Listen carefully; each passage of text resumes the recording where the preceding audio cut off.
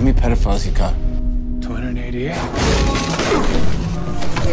How many kids you found? Bonjour à tous et bienvenue dans cette vidéo dans laquelle on va parler un peu autour du film The Song of Freedom qui est sorti très récemment aux États-Unis, qui n'est pas encore sorti en France et que par conséquent je n'ai pas vu. Mais ce n'est pas vraiment un problème parce que je voudrais parler du fond. Je ne vais pas parler particulièrement du film, je ne vais pas parler particulièrement de la polémique autour du film. Savoir si c'est des trucs de complotistes ou si ce sont des choses vraies. Je voudrais plutôt parler du fond. Donc, qu'est-ce qu'il y a dans le fond? Qu'est-ce qui est évoqué fondamentalement par ce film? Ce qui est évoqué, à mon avis, par ce film, c'est le fait que c'est ce qu'on appelle dans la tradition de la sagesse, la naissance de Dieu sur la terre. C'est-à-dire qu'un enfant qui naît sur la terre, c'est potentiellement Dieu qui vient sur la terre. Qu'est-ce que ça veut dire ça? Ça veut dire qu'il y a vraiment la pureté à l'intérieur d'un enfant, il y a vraiment une clarté. Et si tu donnes les conditions, si tu mets cet enfant dans un certain environnement, si tu lui permets de construire ses corps, d'être en harmonie avec l'air, d'être en harmonie avec l'eau comme élément bien sûr, mais aussi avec l'eau comme principe supérieur, c'est-à-dire l'archange Gabriel. Si tu permets à cet enfant, ce nourrisson même, ce sont des choses qui peuvent être faites très tôt. Le baptême avait cette fonction initialement, on mettait l'enfant au contact de l'eau et on le bénissait avec l'eau. Et c'était l'archange qui venait, qui bénissait à travers l'eau, à travers son corps sur la terre. Donc il y a cette problématique vraiment fondamentale de savoir si quand un enfant vient dans le monde, on l'offre, on le fait entrer dans un monde, parce qu'il y a le monde, mais à l'intérieur de ce monde, il y a beaucoup de monde, il y a beaucoup de courants, beaucoup d'influences. Donc il y a une façon de faire pour que les enfants deviennent des divinités sur la terre, qu'ils deviennent des bienheureux, qu'ils deviennent des êtres clairs, qu'ils deviennent des êtres bénissants, qu'ils deviennent des êtres du cœur, des êtres de l'harmonie, des êtres qui vont être en contact avec l'environnement et non pas des êtres qui vont être détruits dans leurs organes et qui vont être comme des sortes de fantômes et puis qui au final vont apporter la malédiction autour d'eux. Donc ce film, fondamentalement, ce film parle de cela. Est-ce qu'on prend des enfants pour les donner au néant, pour les donner à la destruction, pour amener vraiment le malheur dans le monde? Est-ce qu'on va chercher la pureté, la candeur, la beauté, la naïveté, la sincérité, l'honnêteté? Est-ce qu'on va chercher ces choses-là dans l'enfant, dans le nouveau-né, dans le jeune enfant, et est-ce qu'on veut les détruire pour que ces choses n'existent plus dans le monde, ou est-ce qu'au contraire, on est organisé individuellement et collectivement pour que les enfants soient des porteurs des vertus angéliques, soient des porteurs de monde supérieur, soient des porteurs de beauté sur la terre et qu'ils puissent grandir et s'épanouir avec ça. Donc, pourquoi je parle de tout ça? Je parle de tout cela parce que des personnes qui vont aller voir ce film, moi je ne l'ai pas vu mais j'ai vu de nombreux documentaires depuis des années sur ce genre de sujet et ce sont des sujets très compliqués bien sûr, ce sont des sujets avec un certain niveau d'horreur, mais plus compliqué. D'une certaine manière, plus compliqué, c'est toujours cette question de montrer pour que les choses s'arrêtent. Et bien sûr, c'est la prétention du film. Et bien sûr, il est possible que cette prétention soit en partie atteinte. Et je salue carrément, bien sûr, je salue le travail des personnes qui font cela. Il y a un côté héroïque, il y a vraiment un engagement très fort, il y a des êtres qui vont dépasser les conditions de leur vie mortelle et qui vont aller vraiment comme des sauveteurs, comme des êtres qui bénissent, comme des êtres qui protègent. Donc bien sûr, je salue cela et j'encourage cela. Mais si on veut aller sur un niveau plus profond que juste le côté d'exister dans le monde extérieur et de faire des choses dans le monde extérieur, ce qu'il y a à la racine de tout cela, c'est est-ce que on peut regarder un tel documentaire, un tel film, est-ce qu'on peut regarder cela sans détruire ses propres organes et sans être fécondé par l'horreur, par les niveaux d'horreur, les degrés d'horreur qui sont présentés, qui sont évoqués.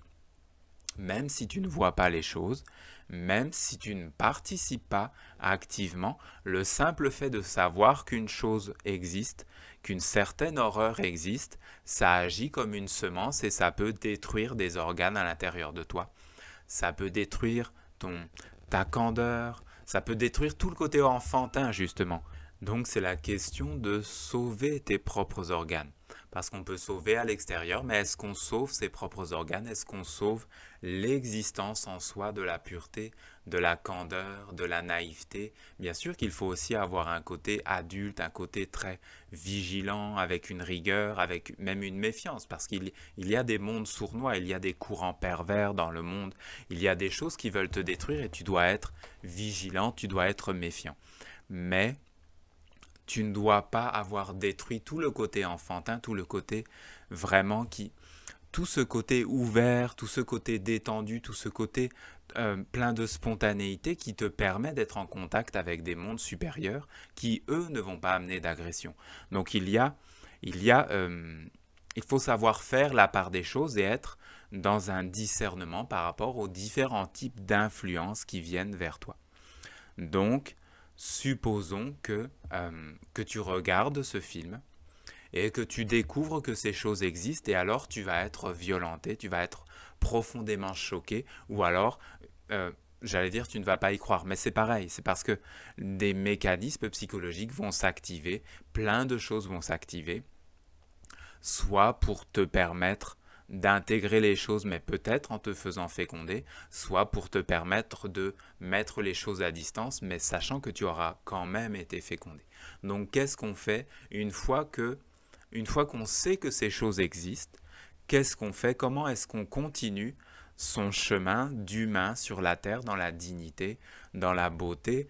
Comment est-ce qu'on continue à avancer en sachant que cela existe? Quelque part, on ne sait pas vraiment à quelle distance par rapport à soi, mais ces choses existent, il y a des personnes qui existent, qui font cela, il y a des enfants qui vivent cela, qui sont vendus, qui sont maltraités, qui sont torturés, etc. Et il y a des personnes qui sont dans une sorte d'extrémité de la perversion et qui sont dans une recherche, je pense, je ne les connais pas, mais si je me concentre et que j'essaye de voir où sont ces personnes et ce qu'ils cherchent, je pense que ce sont des personnes qui sont entrées dans une certaine influence, une certaine intuition et qui recherchent d'une certaine manière à s'élever au-dessus des conditions de la vie mortelle, ce qui est également le courant de la tradition de la sagesse. Mais le courant de la sagesse te conduit à t'élever au-dessus de la vie mortelle par l'amour, par les vertus angéliques, par le cœur, par l'accueil, par la générosité, par la bonté, par vraiment tout le côté d'ennoblir, d'embellir, que chaque être que tu approches, tu vas apporter quelque chose, pas forcément quelque chose dans le monde extérieur, mais par le fait même que toi tu vis avec certains mondes, que tu es en alliance avec certains mondes, tu apportes quelque chose autour de toi et tu es différent. Tu n'as pas le même ciel, l'environnement d'influence qui est autour de toi n'est pas le même. Si tu es dans la tradition de la sagesse, si tu es un amoureux de la sagesse, si tu es un disciple des maîtres, peu importe lesquels d'ailleurs, peu importe, mais si tu es un disciple de la grande sagesse immortelle, alors tu vas t'élever progressivement au-dessus des conditions de la vie mortelle et tu vas apporter une certaine influence dans le monde et cela va être une bénédiction. Mais il existe un autre courant qui est, on pourrait dire que c'est comme le même courant d'une certaine manière mais usurpé. C'est-à-dire que l'objectif est fondamentalement le même, mais les procédés vont être totalement opposés et les personnes qui rentrent dans ce courant n'ont progressivement plus les moyens de s'en rendre compte. Ils vont être chaque fois qu'ils vont poser un acte, ils vont accéder à une inspiration, à l'inspiration suivante d'une certaine manière, c'est-à-dire que c'est c'est un chemin. Il y a toujours un chemin devant toi, il y a toujours une destinée devant toi, mais laquelle? Il y a une destinée qui fait naître Dieu, et tu vas avoir une succession d'inspirations qui vont toujours te conduire à faire naître Dieu, c'est-à-dire la splendeur, l'harmonie. Et il y a un chemin qui est peut-être devant toi et qui va t'amener une succession d'inspirations au fur et à mesure que tu vas poser des actes significatifs et cela va t'amener à faire naître sur la terre, à donner une consistance sur la terre à des êtres immatériels extrêmement négatifs. Et ces êtres-là te proposent également de t'élever. Ils te proposent une élévation, ils te proposent de sortir de la masse, ils te proposent un chemin d'individualité. Il y a deux, c'est terrible parce que quelque part, c'est comme si c'était en apparence, quand tu es un néophyte, quand tu es naïf, que tu veux avancer dans la vie, que tu veux aller vers quelque chose et ne pas être juste quelqu'un qui va tout subir, qui va être ballotté par les courants, que tu veux être signifiant, que tu veux toi-même porter le sens de ta vie, que tu veux toi-même générer un sens dans ta vie, que tu veux être maître de ta vie, que tu veux prendre les choses en main et ne pas être juste quelqu'un à qui on donne des directives, qui fait ce qu'on lui dit, qui pense ce qu'on lui dit de penser, qui regarde ce qu'on lui dit de regarder, etc. et qui ne se rend même pas compte d'ailleurs. Donc, si tu es quelqu'un qui veut prendre ta vie en main, ce courant usurpé va venir et va te dire « j'ai une solution pour toi ».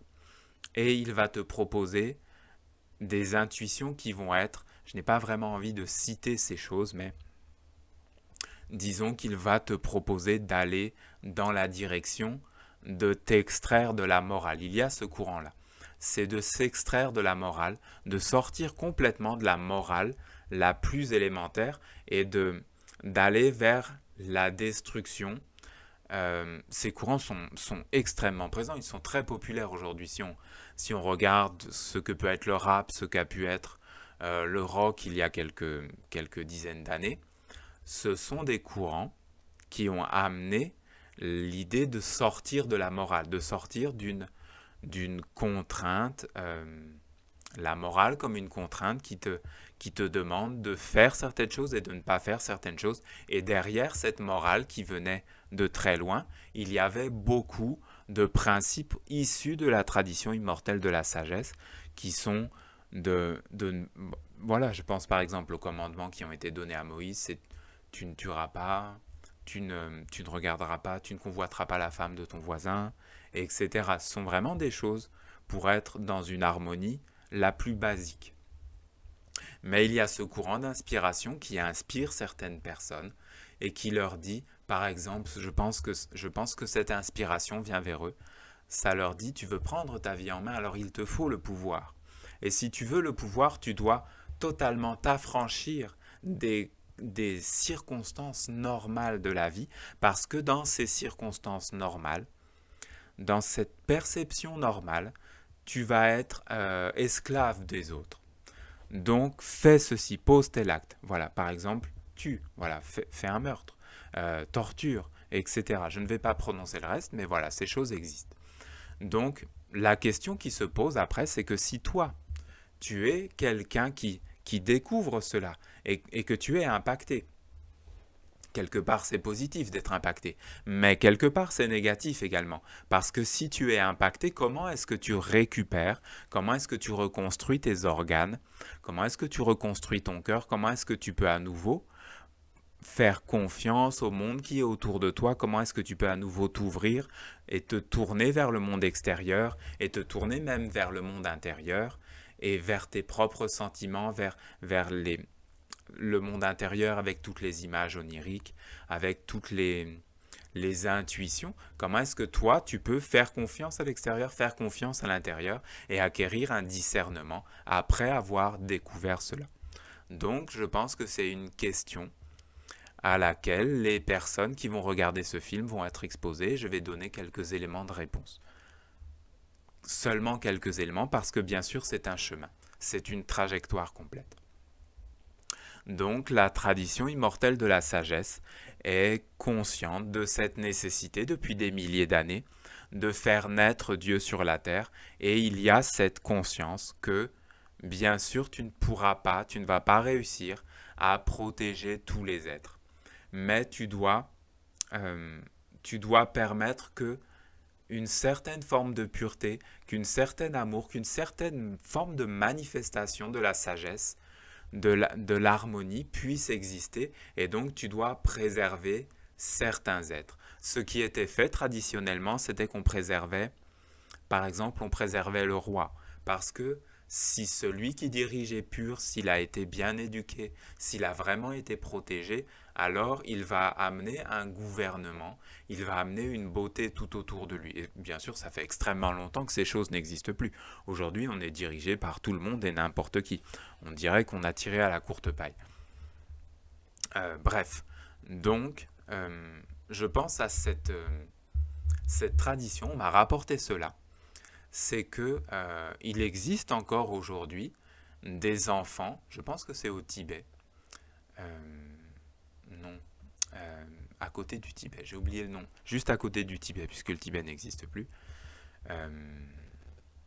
J'ai perdu le nom de ce pays.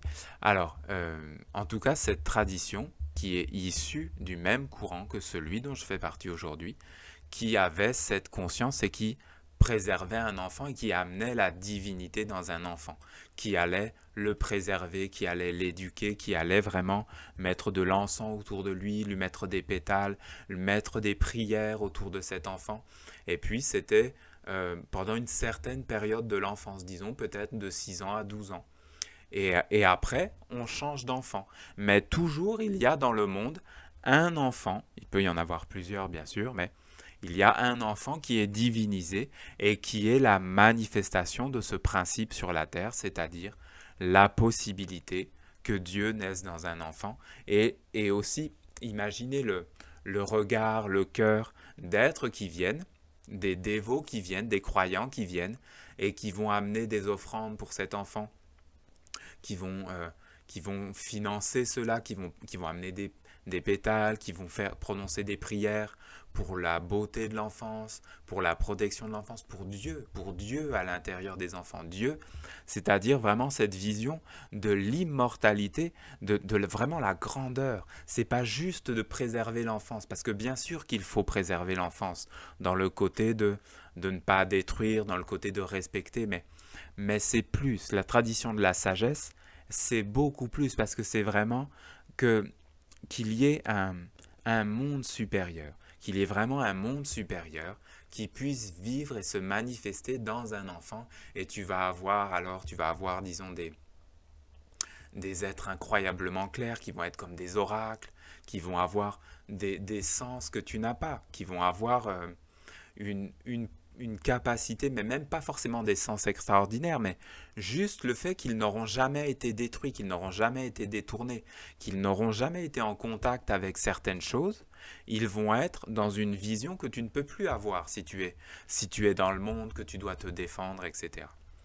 Donc il y a ce chemin. C'est un chemin, mais il y en a d'autres, parce que la tradition de la sagesse a été assez inventive, assez productive dans ce domaine. Je pense à cette autre forme qui a été beaucoup amenée dans le monde occidental, mais peut-être ça n'a pas été bien compris. C'est l'enfant, Marie avec l'enfant. C'est vraiment cette image d'une mère, mais bien sûr ça peut être une femme, mais bien sûr ça peut être un homme aussi, parce que le fait de protéger l'enfant, le fait de prendre soin de l'enfant, c'est fondamentalement plutôt l'histoire d'un couple. L'histoire d'un couple qui se rencontre et qui font apparaître l'enfant et qui font apparaître la divinité dans l'enfant et qui sont dans cette conscience, dans cette concentration. Donc, je pense qu'il est important de rester dans cette manière de regarder le monde où, évidemment, on ne peut pas tout sauver, mais il est possible de maintenir, il est possible qu'un groupe, il est possible que certaines personnes avec une certaine conscience permettent que la divinité continue à exister dans certains enfants, et cela va se répandre dans le monde, cela a tendance à se répandre dans le monde, parce que si tu fais apparaître quelque chose, alors ça existe.